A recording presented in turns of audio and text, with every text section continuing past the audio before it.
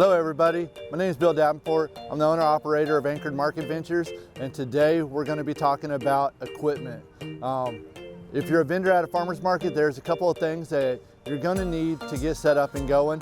One of those is a quality tent, a good table, and a tablecloth to cover the table.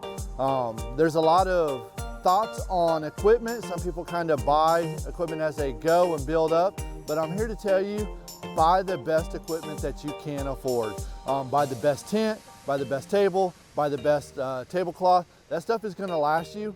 It's made to be used, and if you're doing markets and craft shows, that's a lot of equipment setups and takedowns. That's a lot of wear and tear on your equipment, and the better you can afford, the better the equipment is, the better it's gonna be able to handle that. So I'd like to show you a couple of things that we think is quality, and if you have any questions or concerns, we'd love to hear from you. Reach out to us at anchoredmarketventures@gmail.com, and we hope to see you at the market.